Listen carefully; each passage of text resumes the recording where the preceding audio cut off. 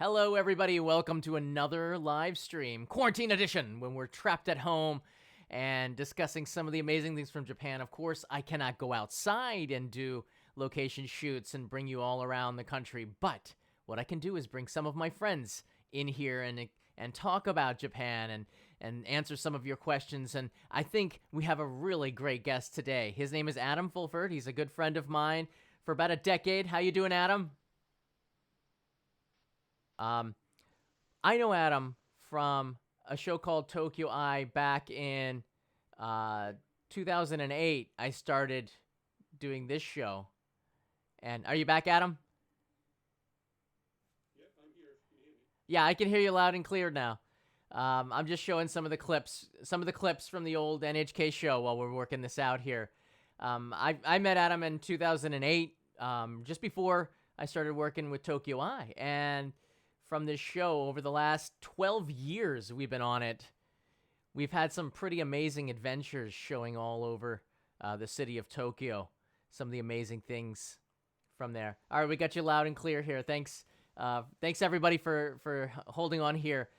I wanted to ask you about all these experiences. We have a ton of questions.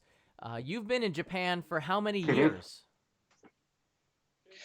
I came to Japan in 1981, so That 39. was the start of the bubble era.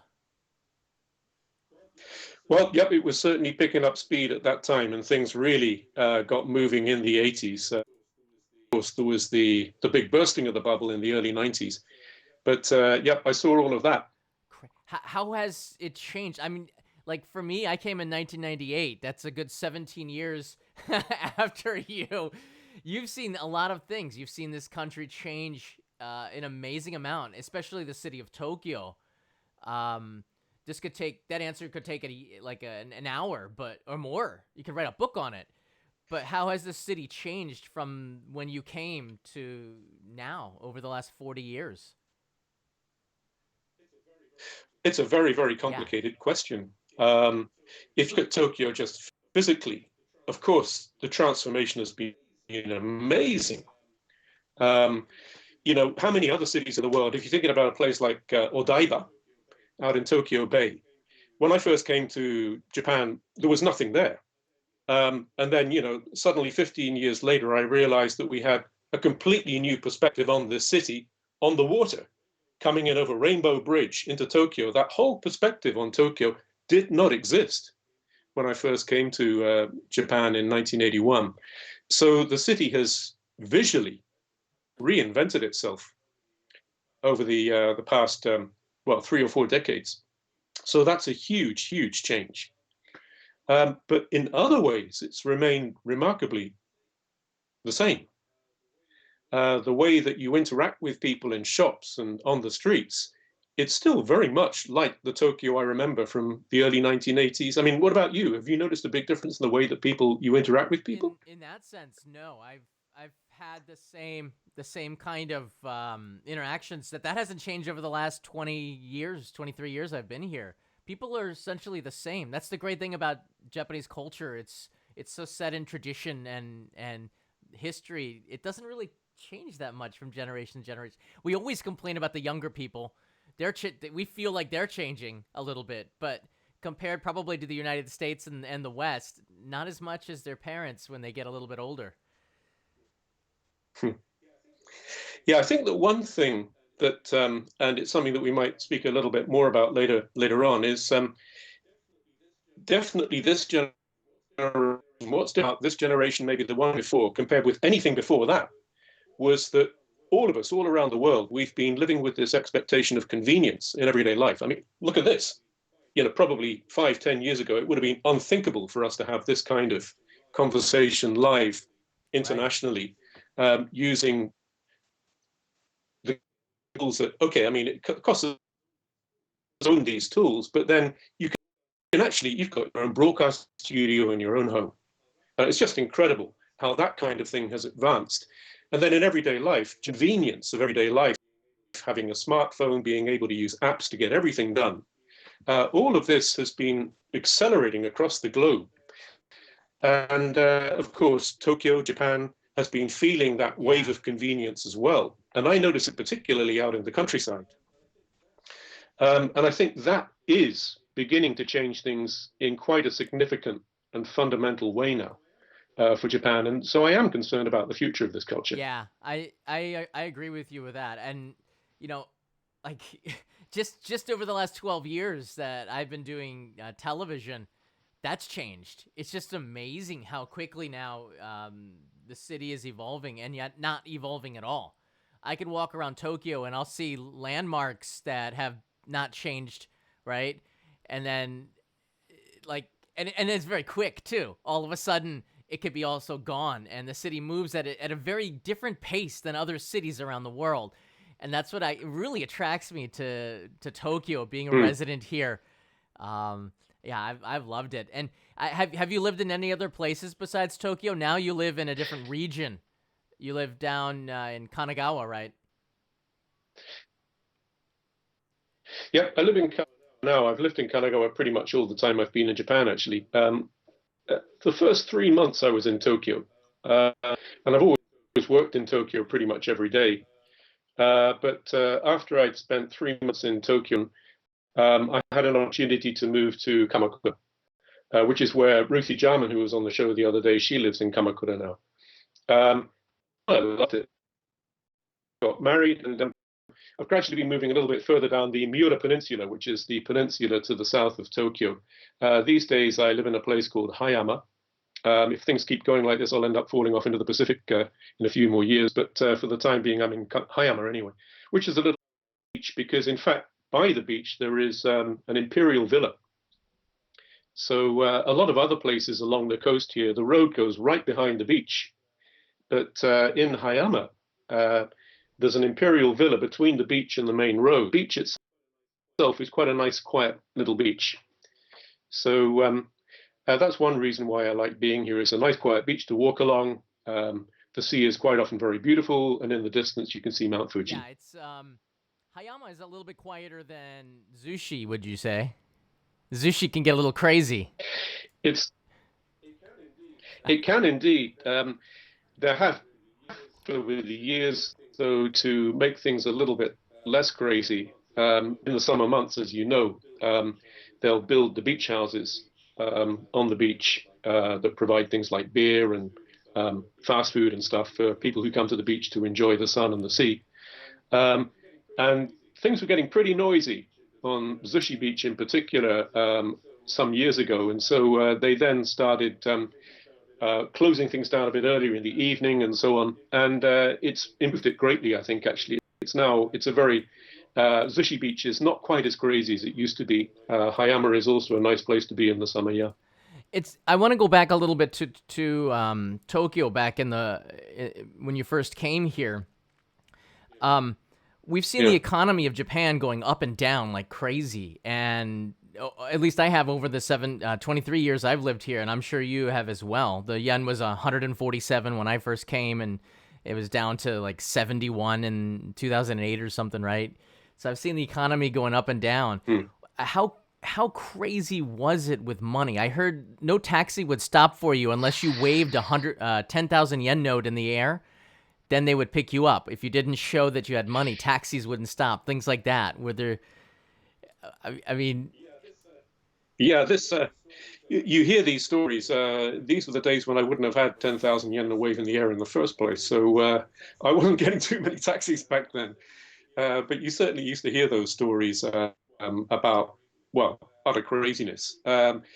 It was always a little bit difficult to tell how every day those situations were. You'd hear like one instance of somebody having done this, and then it kind of like, oh, so that goes these days.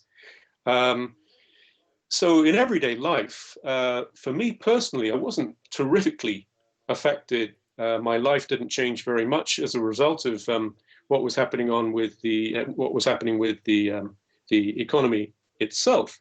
But the economy was developing very, very quickly in any case because of Japan's very, very rapid engagement with the rest of the world. So when I came to Japan, Japan was in the later stages of the economic miracle. I mean, that was just beginning to slow down in a big way. But 2 or 3 incredible decades in Japan where the economy expanded like crazy, and I received the benefits of that. I came to Japan actually as an English teacher, but very quickly after that, and this is thanks to Mike, who was a real genuine broadcasting professional with the BBC. He worked for a couple of years at NHK, the national broadcaster, in the 1970s. And after I came to Japan, I was able to meet somebody at NHK who gave me a test, and I passed the test, and I was able to become a rewriter for Radio Japan. That was the way that NHK communicated with the world back then, through the radio, shortwave radio internationally. And I was there with my pencil making adjustments to scripts that Japanese people were writing on typewriters. And so for me, the big change in everyday life was the way that the technology changed. So I started off with a pencil. The people were writing on typewriters. And then a couple of years later, they introduced computers. And that was a big shock for everybody. But actually, what happened was that it took so long to process the words in the computers that I was still actually writing by pencil on the scripts that the computers printed out. Um, so it was a gradual process, but gradually it accelerated. We had TV at NHK as well. We had things like, well, NHK World started up in those days. We had the broadcast satellite channels started up in those days. Some of their programming was in English. Japan became more connected with the rest of Asia through a service called Asia Vision, where they were exchanging news every day. So in my everyday working life, things were changing pretty rapidly. But in terms of the experience of everyday life outside NHK, the big things that I noticed there would have been, for example, and it's a kind of a strange thing to bring up, when I first came to Japan, it was quite difficult to get shirts in my size. But in the bubble years, suddenly shirts also got big. And so it was much easier for me to get big shirts in those days. What size shoes do you take? 28, 29 centimeters. It was an American 10.5, I think. Is it easy for you to get shoes in Japan even You now? know, it's funny. After 28 centimeters, they only go up by full numbers. They don't go to the 0.5 anymore. So no, it's not easy to find to find my size. Anything Hmm. over 29 centimeters or an 11 is hard to find even today. Makers just don't import them. The international, well, I was gonna get my audio a little bit higher. The international makers don't import them because the size is harder to find, despite the fact that the young people do have bigger feet. But it's just everything in Japan seems to be in a box. You have Yeah. to be in this normal size, and I'm not. Shirts are another thing. The Hmm. shoulders don't fit, right? So Hmm. Well, it was good for me, but I mean, you're bigger than me, so I'm sure that the situation would be different for you there. But it's interesting, though, that you say that things come in a box, but then you go to a place like Akihabara, and if you want an electronic component for a specific use, you know you're going to find it in Akihabara if you know what you're looking for. Um, the Japanese economy, and I think it's typical of other places in Asia, but you probably just find it at its kind of most complicated, perfect sort of manifestation in Japan. There is a product for every single need in this country. If you want electronics, you go to Akihabara, blah blah blah, you know. But every single little niche is catered to, which always makes it puzzling for me. I'm sure that there are thousands and thousands and thousands of people in Japan who have the same shoe size as me, but there's still a very, very limited selection for us. So there are certain parts of the Japanese economy where that's still not true. So it's a very puzzling thing. And I'm not an economist, so I can't get into that subject, but it's always been a puzzle. yeah, I don't know why I can't find. There are big and tall stores in Tokyo. Don't get me wrong. Sakuzen is one Oh, in yeah. Bakuro Yokoyama. They have some in Shibuya and Shinjuku, but I never go there. Now, thankfully, we have Amazon Co.jp and some other international companies that do mail order, and you can Oh, find it. It's just really hard to, if you can't try it on when you receive it, you can take it back. But clothing, yeah. I guess clothing has always been something that's been difficult for me. I always shop a lot when I go back home. I'm sure you do when you get back to the UK.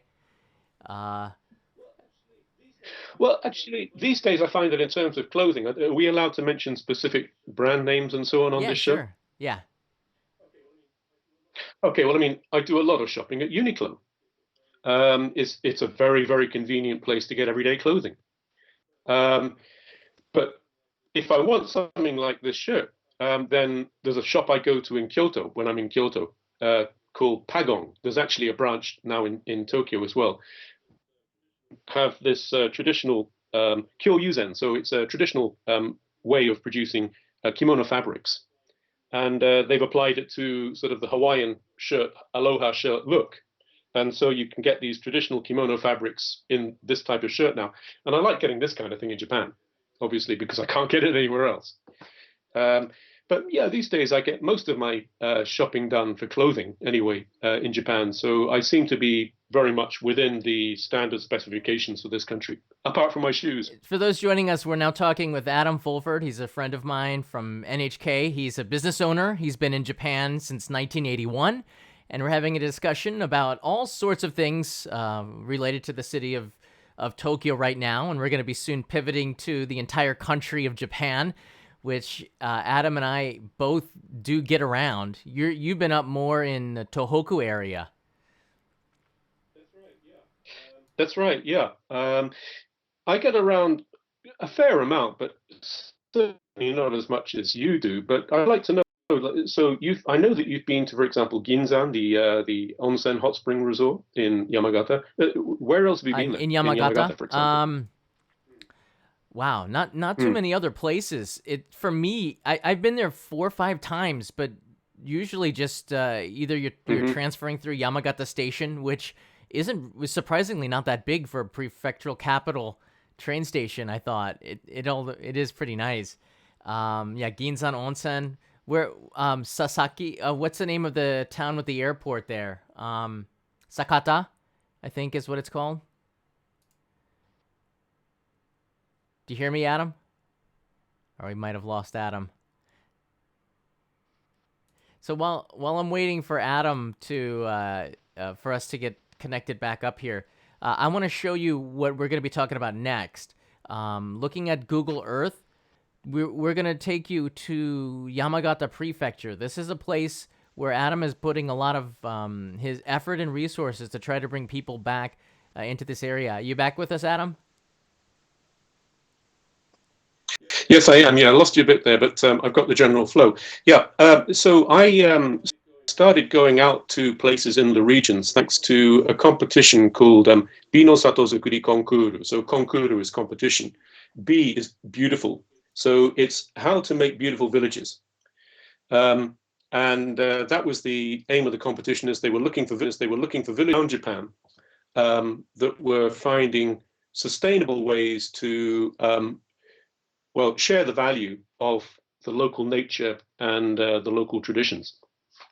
And I was very fortunate to become a judge in that competition. We went to places as far afield as Okinawa in the southwest and Hokkaido in the north. And the very last place I went to was this little village called Nakatsugawa, which is in a town called Idemachi, which is in Yamagata. Um, And we used to go there as judges in order to see what it was that they were submitting to our competition so that we could make a judgment right there about what we were seeing. And that year, the village ended up winning the minister's prize. So it was the Minister of Agriculture, Farming, Forestry and Fisheries. And agriculture, forestry, and fisheries, and that little community, at that time about 320 people, I think, they won the national prize for the Beautiful Village competition. And right after that, they said to me, we want to increase the number of foreign people visiting this community. Can you help us? And so for 2 years, I was using government funding to try to identify ways to increase the number of people visiting the local community.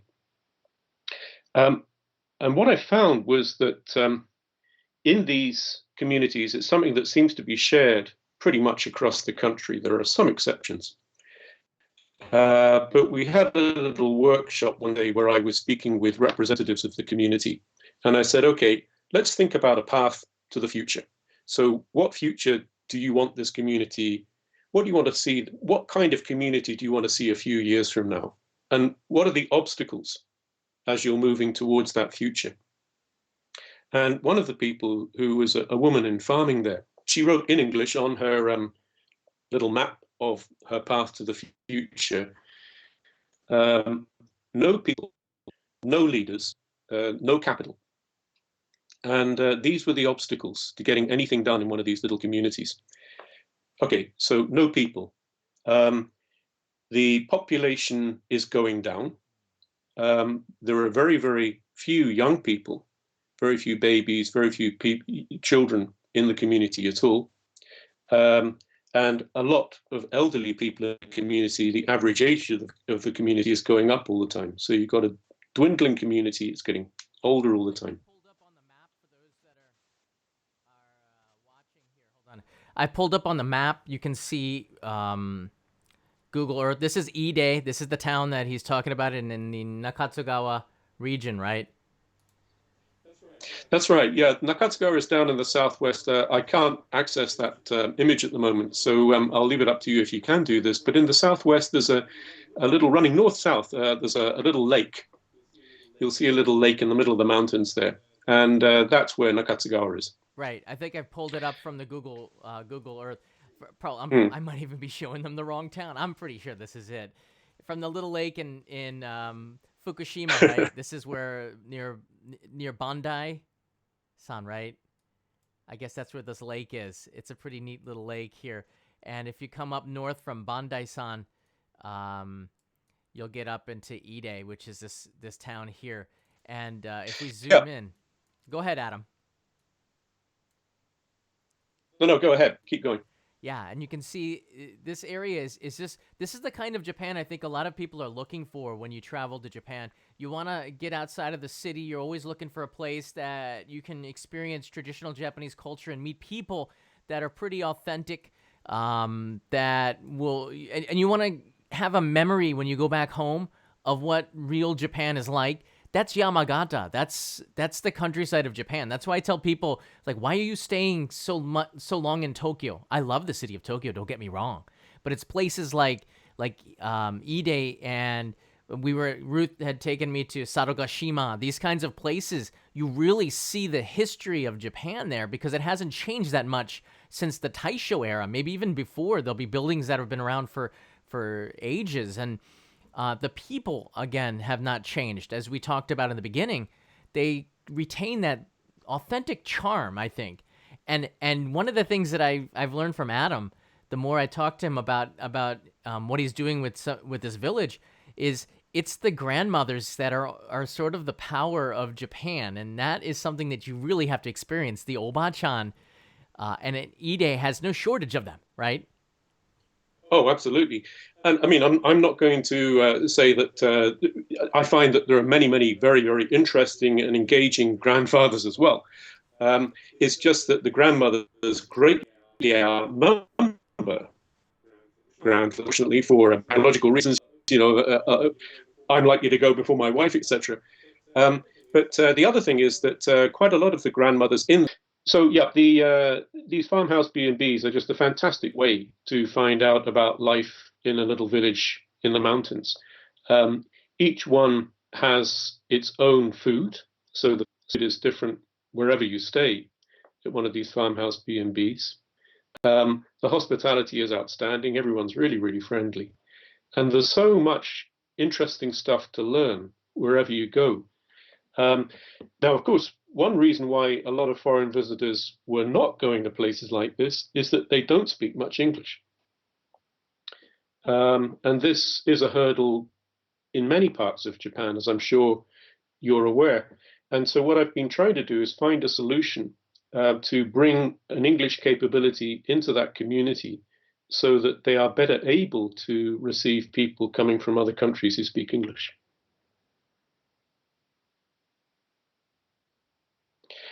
And specifically, what we're doing this year is we're developing, first of all, a little English teaching system for people like the operators of the farmhouse B&Bs, so that they can talk about the slippers that you use when you go inside the house, or where the fish comes from that you're eating for dinner.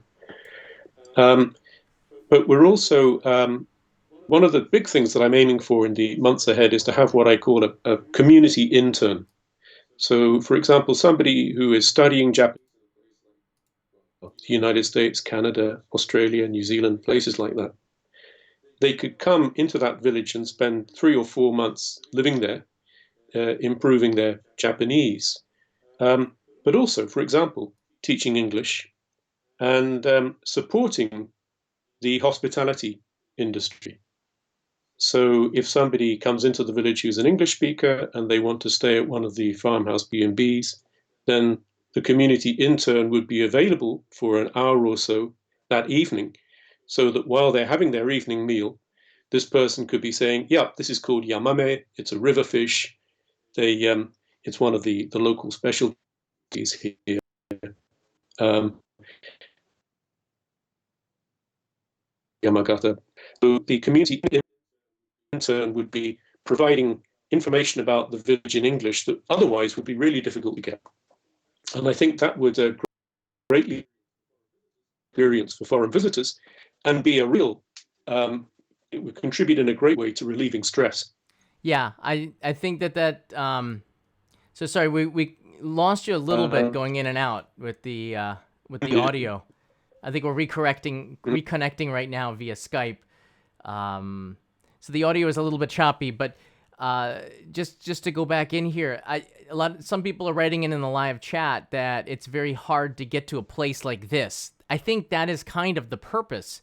If it's too easy to get to this area, what's going to happen is it's going to be filled with tourism, which isn't a bad thing, but also that's not maybe the experience you're looking for. The beauty of this place and a lot of the places on the outside of Tokyo, outside of urban centers, is that it is remote. You do get that experience. You do get a chance to talk to people who might not be speaking English. You don't want that touristy experience. You really want to get immersed into Japanese culture.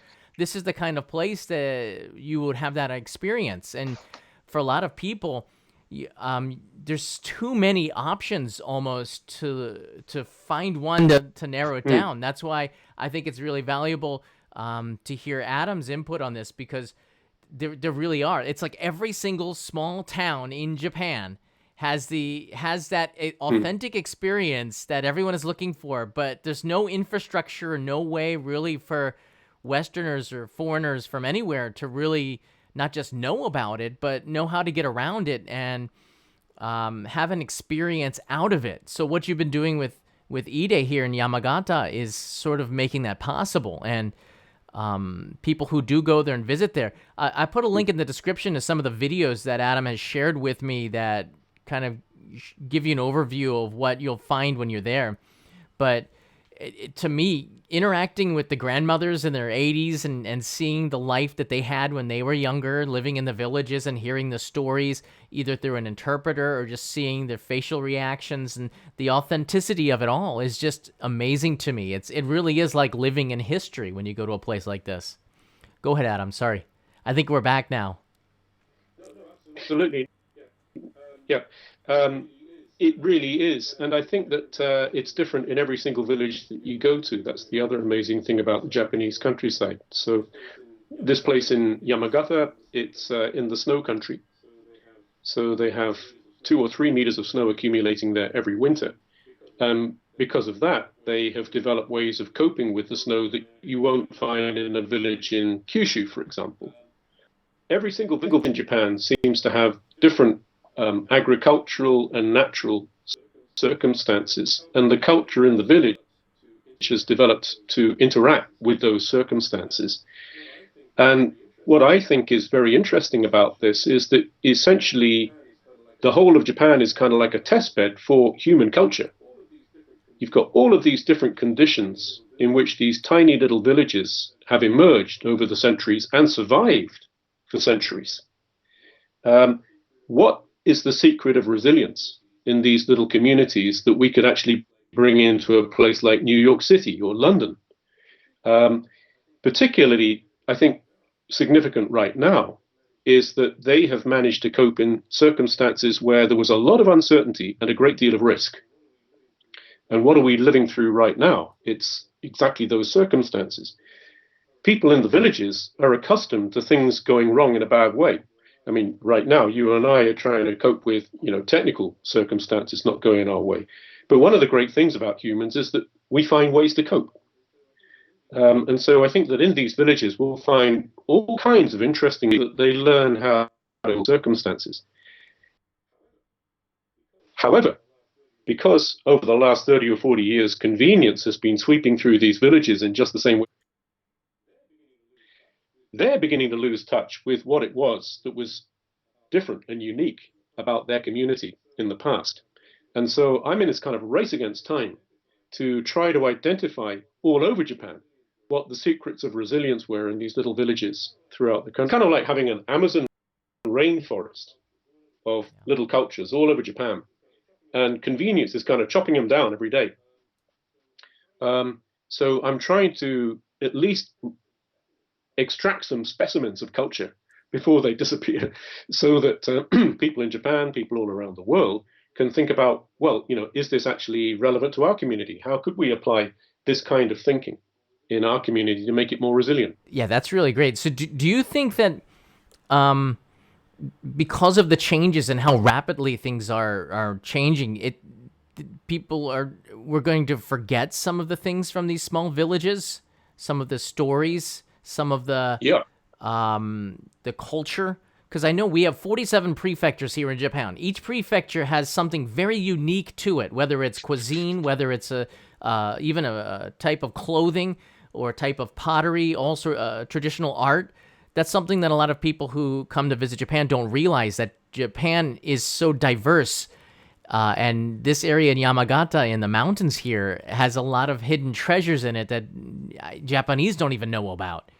So I think what you're doing is so incredible, because you're kind of preserving this, but also finding a way to bring people in there, make an economy for it, and still try to retain that traditional charm. I think is going to be hard as the generations go on and on. But it's interesting. You do think that they are losing some of that culture?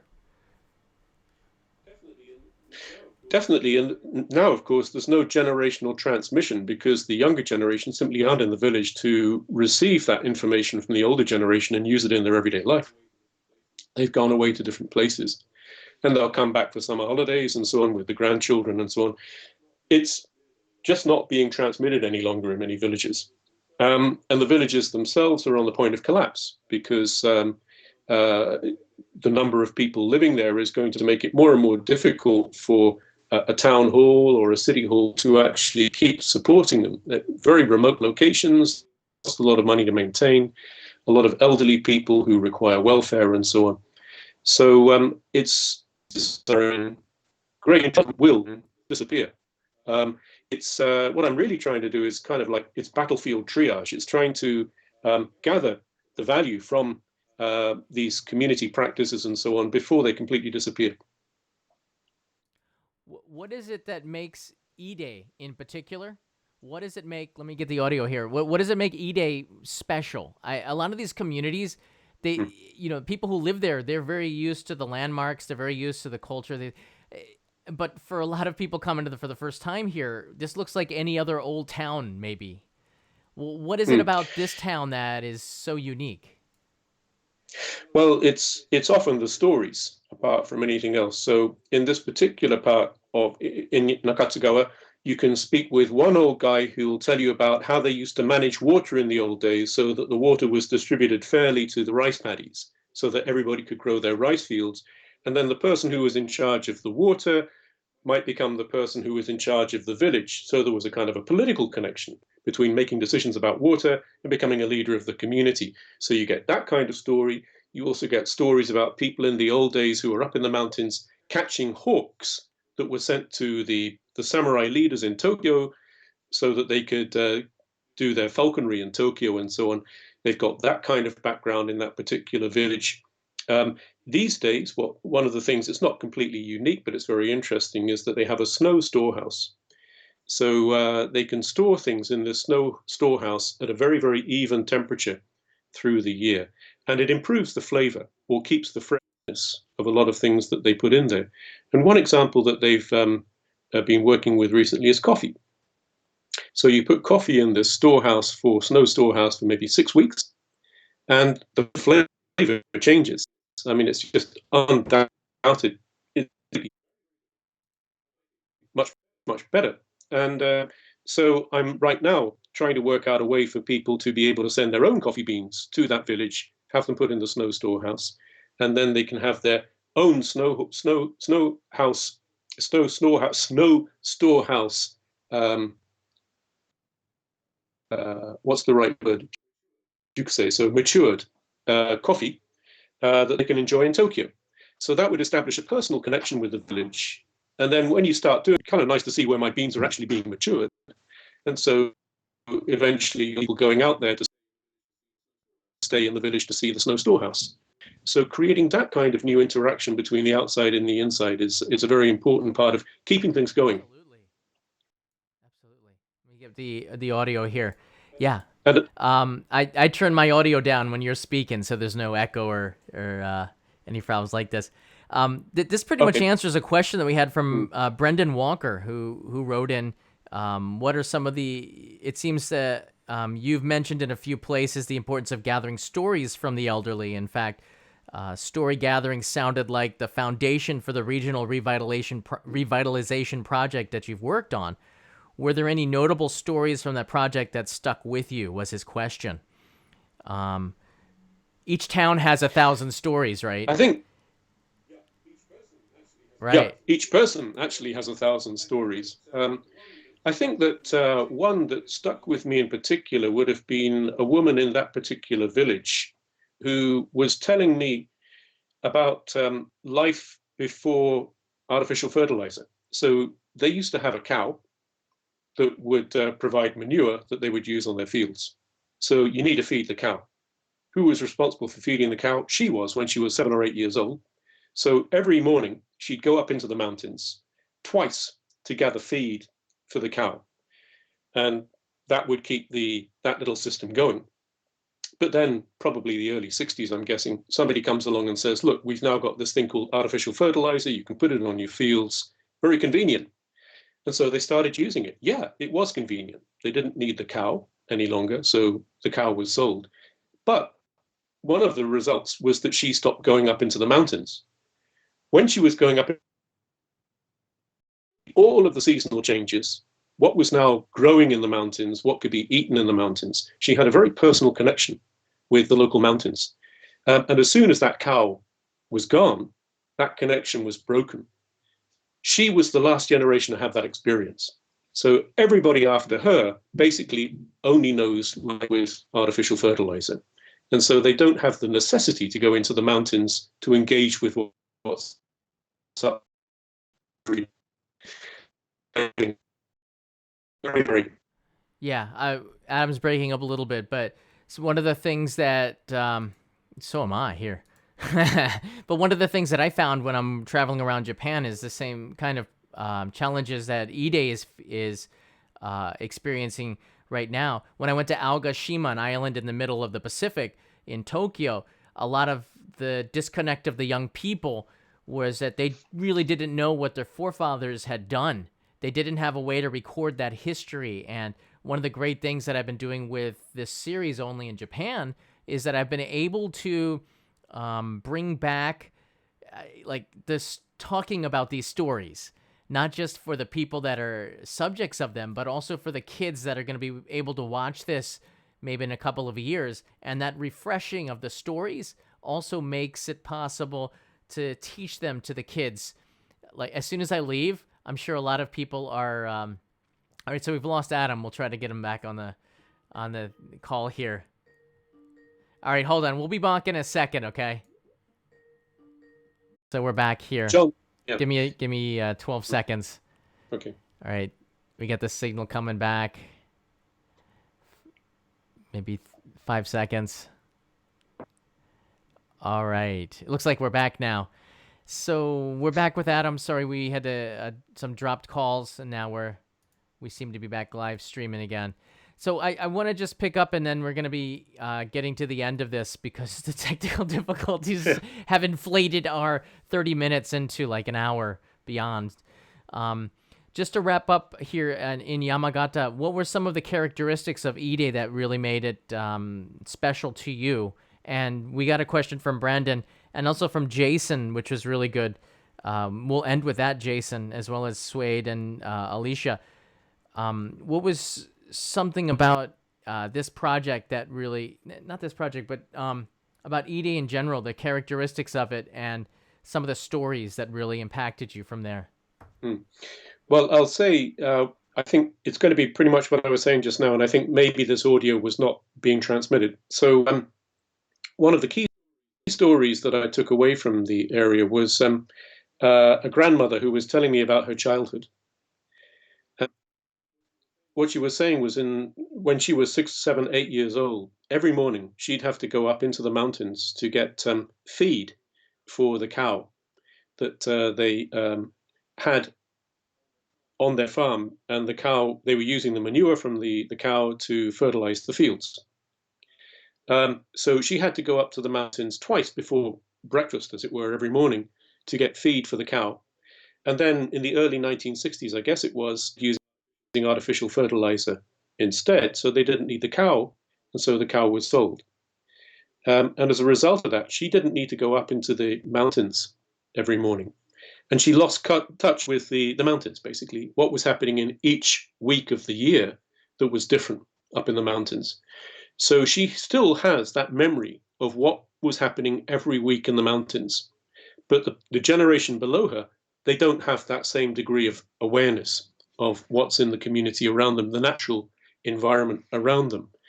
And that's one of the things that I'm trying to do, is to find out, well, what is up there in the mountains that you remember about? What was around you in everyday life before convenience came along and changed the picture? That particular community's got great stories about, for example, hawks. They used to catch hawks up in the mountains in the Edo period, and they were used for falconry in Edo, in Tokyo, by the samurai leaders. They One of the things contemporary-wise that is very interesting. Did you get the coffee story, or shall I say that again? I'll reiterate that to everybody, but knowing where the coffees were matured and aged, and Hmm. bringing that into Tokyo, right, where the coffee beans are matured and aged. Yeah. Yeah, I'll bring that story in later Hmm. on. Okay. But one of the things that I think, anyway, that I have learned over the past 10 years or so through engagement with the Japanese countryside is that underpinning everything in Japanese culture is this idea of the way of thinking from the other person's perspective. If you don't really make the full use of everybody around you in everyday life, you're not going to get through a very tough winter to spring. So, this really active engagement with the people around you to collaborate to get things done, like planting rice, harvesting rice. If you don't have that, the community fails. Um, but in order, when you're harvesting rice and stuff like that, it actually really helps to be doing things like singing. And in the winter, it helps to get through the winter if you're all making things together. And so they've got these little ways of coping that you find all through the year in different circumstances, which are pretty much disappearing. Um, but I think that, what we're actually seeing, I've been kind of following it on my Twitter feed, is people are rediscovering things like this under lockdown. It's kind of, look at these masks that I've made. People are beginning to use their hands at home to get things done. I mean, I was fixing my glasses because I had to do that at home. I couldn't get it fixed in town. So again, you're doing things that people would have been doing every single day in the old days. We're rediscovering these little things that we do as human beings. And the key thing is that Japan has this incredible culture of a mind for the other.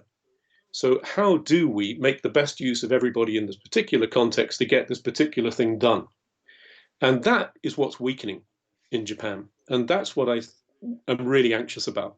I think that Tokyo, 20, 30 years from now, it may not be very different from a city like, I don't know, San Francisco, New York, London. Right now, it is still very different. But I think that culture is weakening. And what it is this mind for the other. And it's still possible to engage with that kind of thinking out in the Japanese countryside. And I think there's so much that we can learn from that for the future. Yeah, absolutely. It looks like very much like Tokyo is going to become just like in 50 years from now, any other city. All the worldwide cities will have Chinatowns and the Mm. American towns and things like this.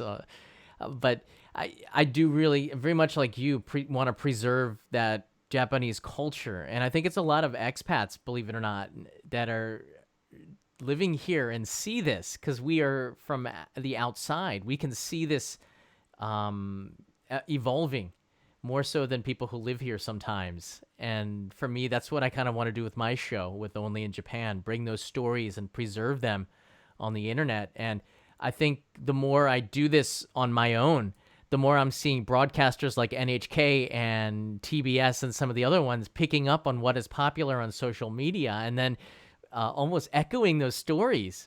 Some of the content that I've made on Only in Japan have been taken by TV networks and replayed on their TV shows as, look at this foreigner, John Daub has gone into, I don't know, Aomori and shown the history of Nebuta, not just participating, but going back 400 years.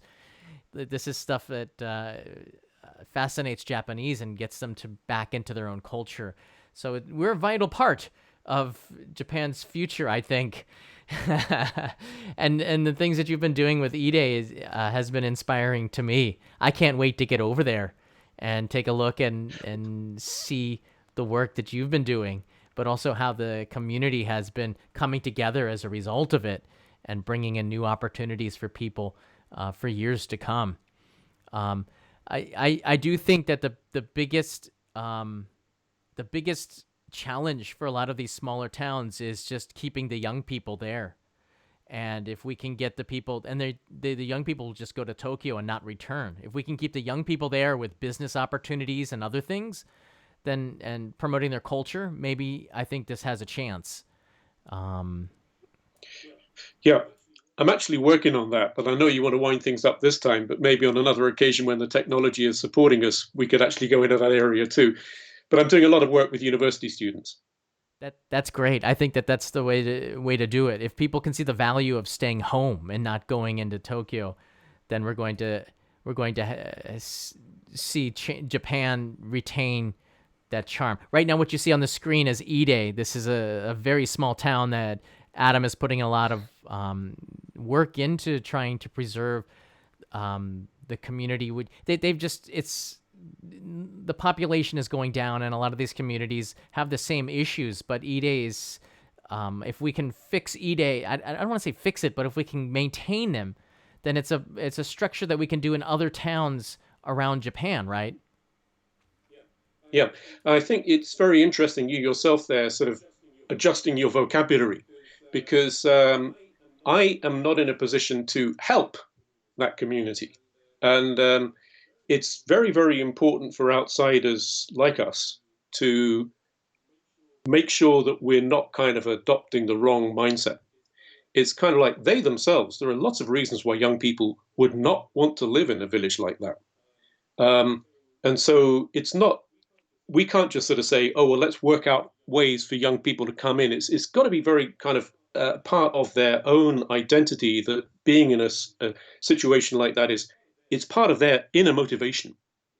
It's that's what we're kind of catalysts, is how I see us. We're just sort of saying, well, you could do it this way. What will happen? Right. And then people in Japan, Japanese people, could think, oh, well, that's one point of reference. We can take that in consideration. Let's try it. Oh, it didn't work. Okay, never mind. But at least we're providing ideas. But I think that we have to be very careful not to, and I think preserve is also another quite dangerous one, because those cultures have always been evolving as the culture around them changes. So we've got to be careful not to trap them in a kind of like a little box of tradition, um, but actually have them actively, dynamically engaging with other kinds of culture to get the best of both worlds. Right. I think that the way I term it, I'm trying to be very careful because these communities have been living and evolving for a lot longer than we've been here. This Yeah, 40 years for just about 40 years for Adam and 23 years for me. Whether we're here or not, these communities will go on. But what we can do is to shine a light on them and give them a chance to evolve in maybe a more economical way. It's been yes, right, and it's been interesting for me because Ruth Jarman, who was also on this show a few days ago, about a week ago, also has been working with other areas like Sarogashima and Kochi Prefecture. And what we're seeing is a really big interest from people to find other ways to keep their community, keep their economies going, but also to preserve a little bit of their culture too. Because I think the older people also see that as well. There's not as many young people walking around the streets as there were back in the Showa Jidai, right? So, Mm. Oh yeah, but some of the big hits over the time I've been there is when somebody comes along with a baby. You know, that's the baby becomes the star. that's so true. That's so true. Look at the young one over there. Yeah, the average age of the town has gone down by 4 or 5 years because there's somebody under the age of 5. It's so cute to see the older people come up and just look and marvel in the eyes of a baby because he's in the community there.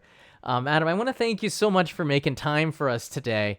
I know that we had some audio problems and some other issues, but it was really enlightening, and it's something that I would want to keep talking about. And if I do get a chance to go up there after this quarantine ends, I would love to go here, either live stream or make a story about. Because what I do is I look for these kind of stories that inspire people to see Japan in a different way from that point of view. And there's a thousand stories in this town, which might be the population, but there really are. And their histories go back to the samurai era and beyond, hundreds, centuries. So, yeah, I'm very interested in going with you one of these days and telling some of these stories. So hopefully we'll get a chance to go back up there together. That would be fantastic. Yeah, I really look forward to that possibility, John. Yeah. Thank you so much. I know there's about a dozen questions that we've had for Adam, but we're going to leave it at that and bring you on again when we can fix some of the other problems. Yeah. Okay, great. Thank you very much, John. It's been a real pleasure speaking with you today. And thanks very much for everybody to sticking with us through the technical problems. I hope to be able to answer your questions at a good time in the future. Thank you, Adam. Have a good day. Thanks a lot. Yep, you too. Bye. Yeah, so that was Adam. He's a good friend of mine from NHK, and let me get my audio here. He's a good friend. That was Adam Fulford. He is a good friend of mine from NHK. We've been working together on a show called Tokyo Eye for the last 12 years, and I do apologize. We did have some problems with audio. He's out in the mountains of Kanagawa, so his signal wasn't as clear, and the internet in Tokyo is a little funky. But in the end, I think we got a pretty good story. What he's doing, and I want to kind of show you as well. There's some videos here. I can get rid of Adam's picture here. Yeah, right here. And then I want to show you a media source. This is the town that Adam has been in. Let's see. I can pull that up right here. This is what it looks like on the ground, and it's just so beautiful. Yeah, there we go. It's a natural place. This is the kind of place that I think everybody is sort of looking for, but you don't know where to go because there's hundreds and hundreds and hundreds of them, and it's up to people like me and Adam to bring you these stories so that you get an idea, a clear vision of what you will get if you decide to go to this town. This is what you're going to have here. I'm going to bring the screen a little bit smaller for you. Yeah, might be a little bit too big. There we go. A little bit picture in picture. But I know that Adam has been working on this for quite a long time, and there's still a lot to go, a lot of time to go to before you start to see some results. I think you're starting to see some results already. The more we can shine a light on some of these communities, the more people go to visit. And if you don't have visitors, they don't see the change themselves.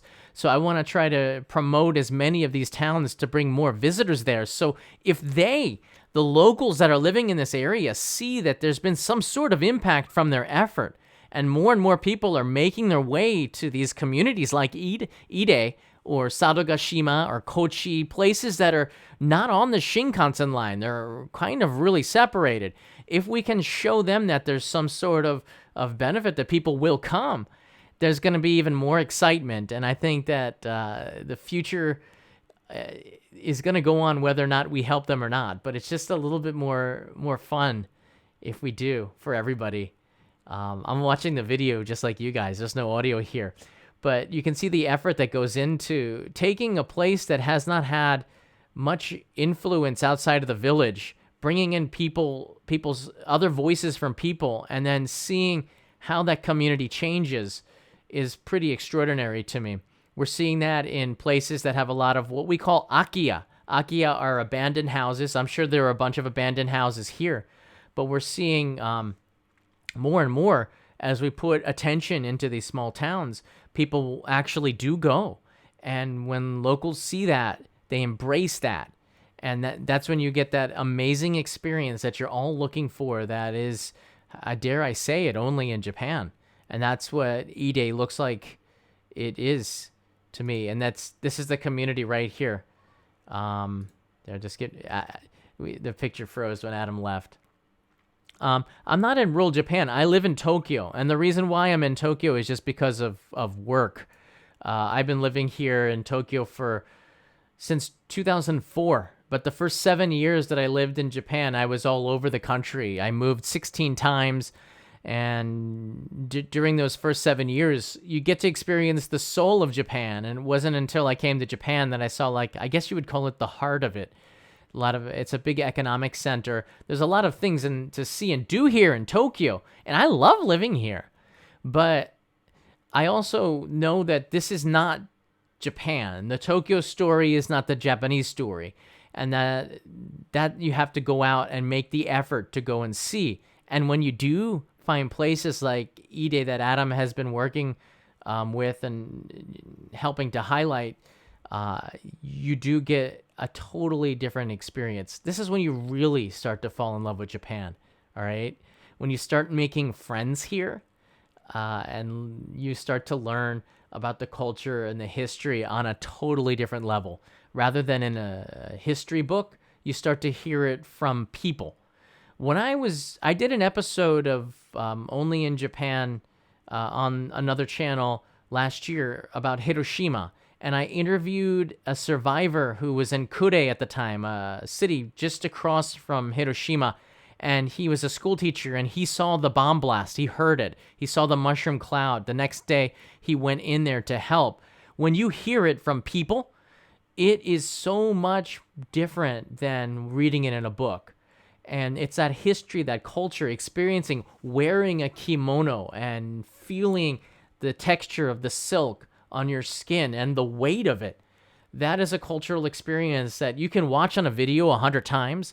You'll never really know until you do it, or until you talk to somebody who's seen it and experienced it. And that's the value of traveling out to places in the countryside like this. And one of the reasons why I wanted to bring Adam on this show, and I hope we can get a chance to do this after we work out some of the audio problems. I'm still new to the live broadcasting, but one of this project that he's been doing is something that I've been very interested in following over the last few years, and I hope we do get a chance to go up there. I know you had a lot of questions for Adam, and I do apologize that I didn't get a chance to answer so many of them.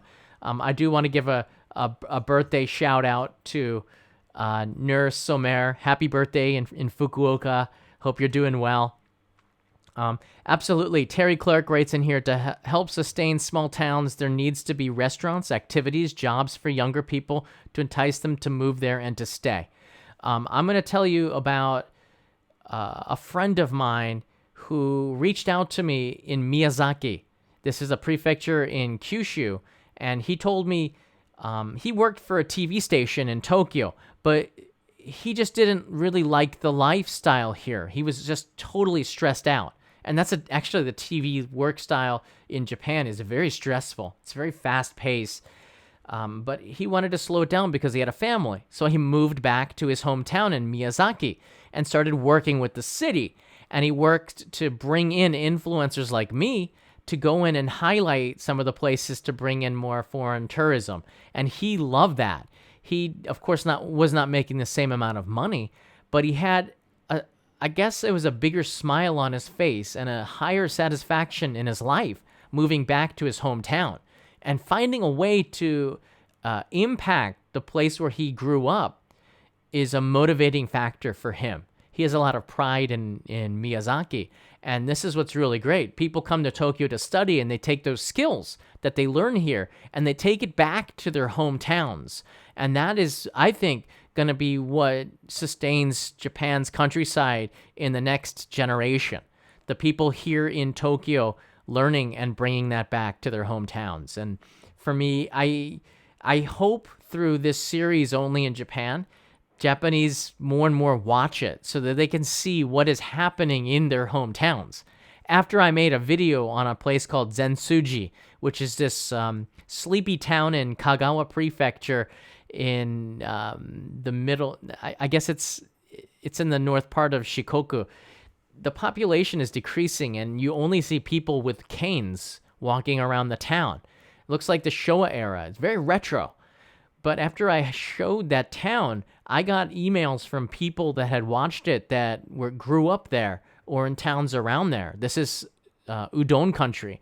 And they wanted to go back and find ways to set up businesses there. It just, unless the tourists are coming, there's not enough people to make a business out of it. So one of the things I want to do with Only in Japan in the next couple of years and beyond is to use this platform, YouTube. And YouTube is just a platform. It's about us to make content for it, right? To use this platform and show you some of the options if you do come to Japan and you're a repeater 2 or 3 times you've been here, to go find these areas. And then that is going to help more than anything. Just going to visit and showing that their efforts are for something, and that you will go if you see that there's something there to go to.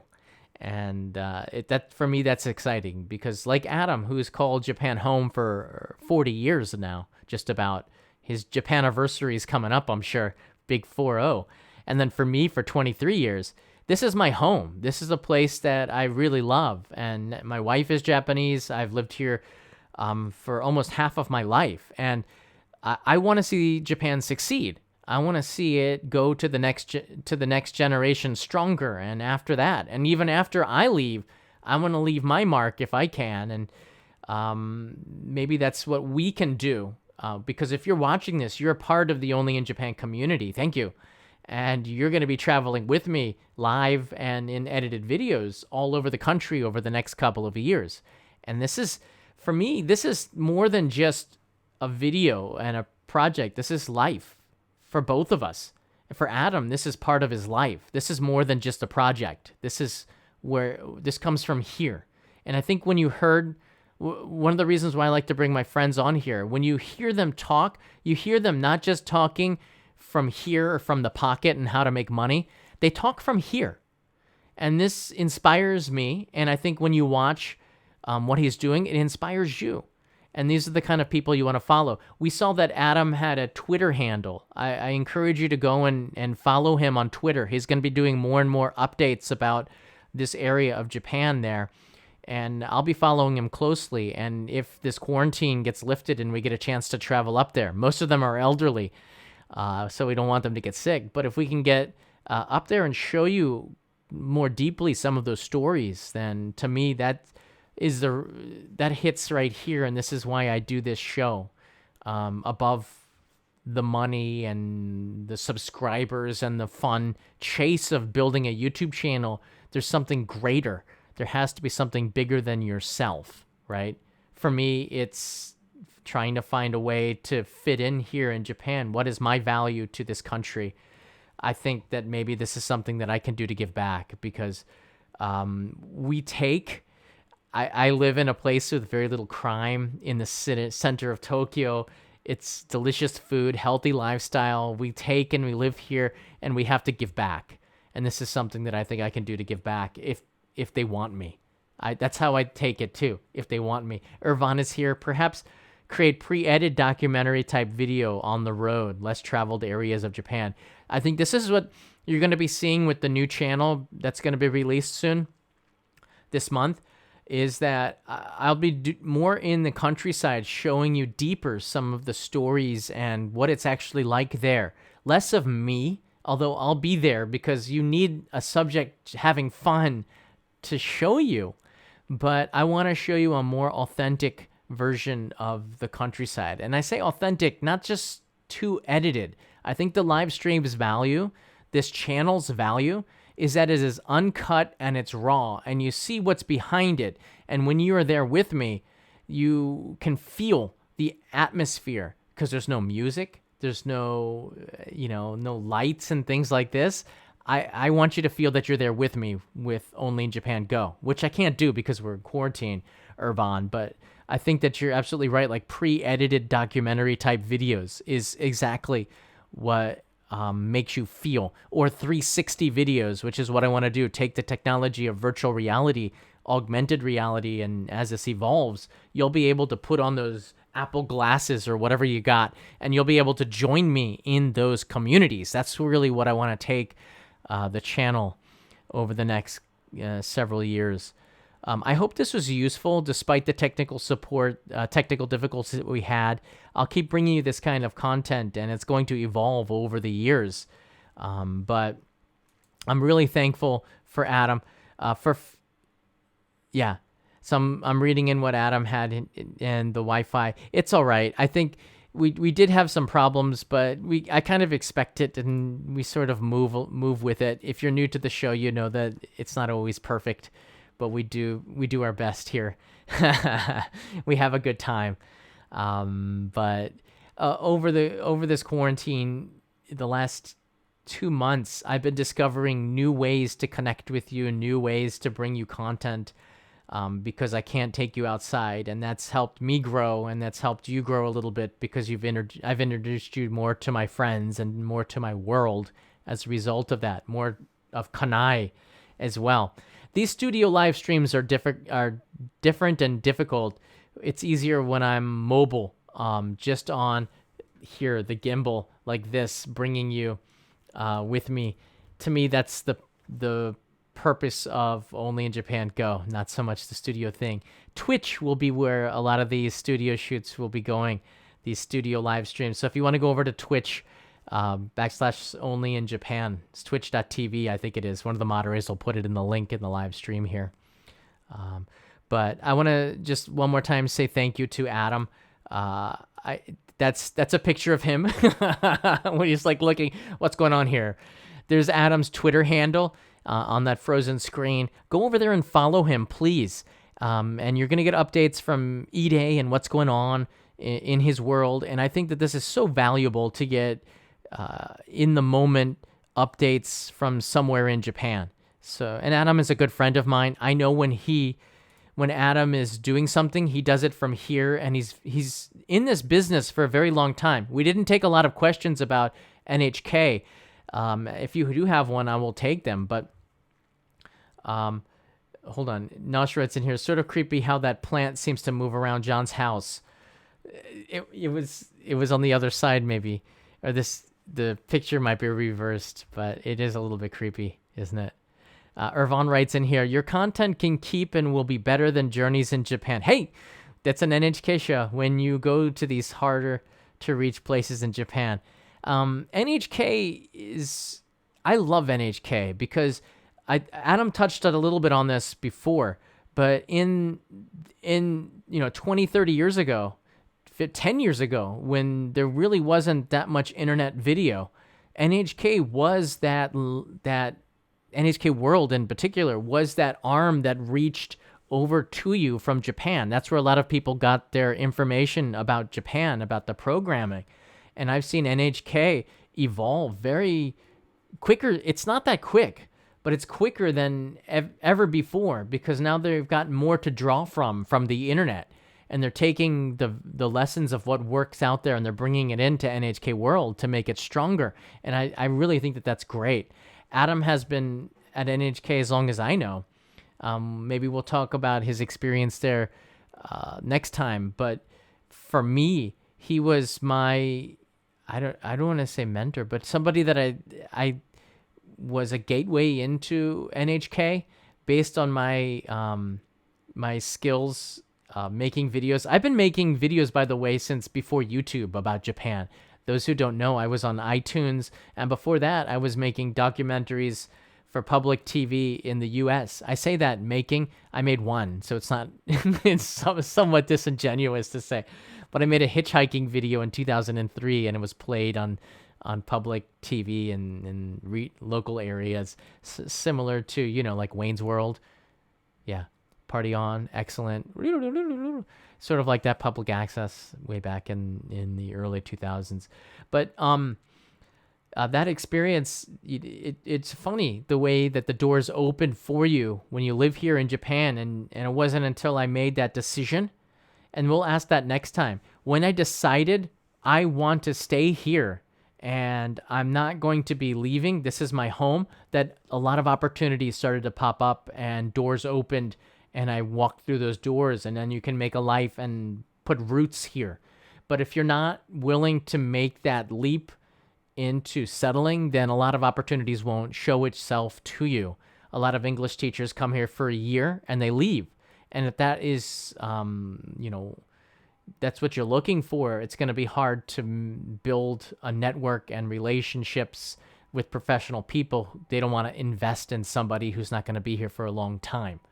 And in Japan, it takes a long time to get things done.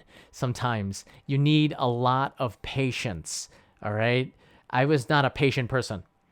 It took a lot to beat me down into a patient 45, 46-year-old man. And Adam is also very, very patient, because it takes patience and a lot of setbacks. And then you learn the system, and then you work within it, and you love the system.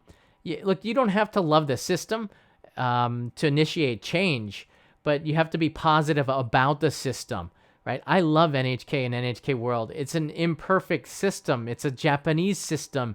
It's a system that's different from me, but it's a very important one. And, unless you really love it's easy to get frustrated, but unless you really love it, then I don't see how you can make the connections and invoke change.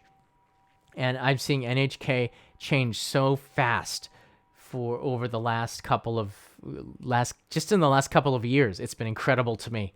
And more I'm being asked to go back onto the show. Actually, in a few hours, I'll be doing a test with Tokyo Eye, and they'll be filming me about my experience in quarantine in Tokyo, like camping and stuff. It's going to be fun. It'll be on NHK World in a couple of weeks, I'm sure. But because of what I do on YouTube, it's inspiring people that are watching, other directors and other producers, to saying, this style works. Let's talk to John and let's bring him back in. And it creates new opportunities. So that's why I said, when the longer you stay here, the more that the doors open up for you, the more you start to walk through them. You got to keep creating new opportunities, keep walking through those doors, and new doors present itself. And I met Adam through NHK, and we do, I don't know, I think we do more stuff outside of NHK than we do with NHK, and it's nice to see Adam maybe a few times a year. But we're both such busy people. It's hard to meet up. Adam also knows a lot about Japanese sake, I heard. Another reason to go out and maybe hit the countryside together and learn a little bit about Japanese sake with Adam too. Yamagata has some excellent water and excellent sake. Yeah, I'll be bringing you more through Twitch. I haven't done any much with it for a while. You don't have to pay to play with Twitch, but it does help the show if you do. There you go, guys. I hope this was useful for you. And I'll be bringing you more content like this over the next couple of weeks, as I have to stay here for quarantine. It's been lifted in 34 of the 47 of the 47 prefectures have been lifted the state of emergency, but Tokyo is not one of them. So I should stay here until that state of emergency is lifted. So there'll be some more quarantine episodes before I can go out there and travel a little bit more. So just bear with us for a couple more weeks, and then I'll be out there on the road again. I love traveling and telling you these stories, and we're just close to getting restarted again. You might not be able to come to Japan for, I don't know, a half a year or more, but I'm here, and as long as I'm here, you're here. So definitely subscribe to this channel and get ready for some traveling. I'm going to be doing some scouting and initial travel to set up some episodes for June. So you'll see me going around more at the end of the month when the state of the emergency ends. It's going to be like go, go, go for me. Yeah, guys. Thanks so much for all the questions. Hit the like button if you're still watching at this point. I do appreciate it because the technical problems. I will have a live stream on Twitch a couple times this week as I build into it slowly. Sorry, Nosh and everybody else. I'll build into it slowly, but I'm also working on so many other things to launch the new channel behind the scenes, and I'll keep you updated. If you're a Patreon supporter, you might know more than others, but we'll be back soon. So take care and see you in the next live stream, probably in 12 hours or less. Bye, guys.